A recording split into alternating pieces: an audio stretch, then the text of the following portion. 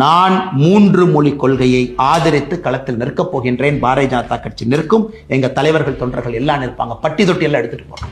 நாங்களாம் கிராமப்புறத்தில் அரசு பள்ளியில படிச்ச மாணவர்கள். எங்களுக்கு இங்கிலீஷ் ஒரு சப்ஜெக்ட் வச்சாலே கடுப்பாயிடுவோம். ஏன்டா அந்த கிளாஸ் வைக்கிறானுங்க. மீதி 4 சப்ஜெக்ட்டுமே நாங்க தமிழ்லே படிச்சு நல்ல மார்க் எடுத்துருவோம். ஆனா இங்கிலீஷ்னு வந்தாலே எப்படியாவது ஒரு 35 தாண்டிட முடியாதான்ற அளவுக்கு தான் நாங்க போட்டி போட்டு படிக்க வேண்டிய ஒரு சூழல் இருந்தது.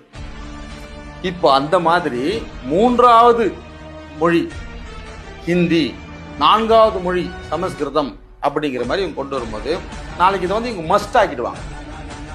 35 மார்க் நீ ஹிந்தியில் எடுத்தாதான் நீ தேர்ச்சி பெறுவேன் அப்படின்னா கிட்டத்தட்ட நம்ம அரசு பள்ளியில் இருக்கக்கூடிய மாணவர்கள் 10 லட்சம் பேர்ல எத்தனை பேர் தேர்வான்.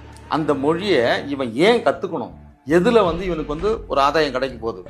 இவனா பானிபூரி விற்க போறானா, என்ன கடற்கரை வேலை செய்ய போறானா, நார்த் சைடில் போயிட்டு ஒண்ணுமே இல்லையே. அங்க இருக்கக்கூடியவன் எல்லாம் ஹிந்தி தெரிஞ்சவன், இந்தியில புலமை வாய்ந்தவன், இந்திய படிச்சவன் எல்லாருமே நம்ம தமிழ்நாட்டில் வந்து என்னென்ன வேலை செஞ்சுட்டு இருக்கிறானுன்றத நம்ம கண் கூட பாக்குறோம்ல. அப்ப இவங்களோட நோக்கம் மாணவர்களுடைய ஸ்கில் வளர்த்தெடுக்கிறது கிடையாது. இதன் மூலமா ஒரு மொழியை அழிக்கிறது மூலமா அவங்களுடைய பண்பாடு கலாச்சாரத்தை ஒழிச்சு கட்டிடலாம்.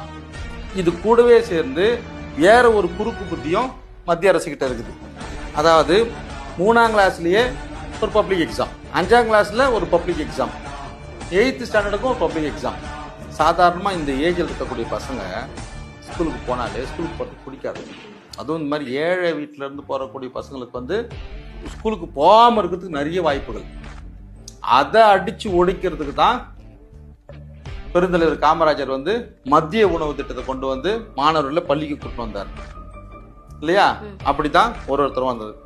அப்போ ஏன் இவங்களுடைய நோக்கம் 3ஆம் கிளாஸ், 5ஆம் கிளாஸ், 8ஆம் கிளாஸ்ல வைக்கிறாங்கன்னா ஒட்டு மொத்தமா சேர்த்து எல்லா மாணவர்களையுமே 3ஆம் கிளாஸ்லயே ஃபில்டர் பண்ணி அப்படியே என்ன வெளில போயிடு, தொழிற்கல்விக்கு போயிடு, அப்பா செய்யற வேலைக்கு நீ போயிடு. அதுல மீறி ஒருத்தன் வந்தான்னா 5ஆம் கிளாஸ்ல க்ளோஸ் பண்ணு.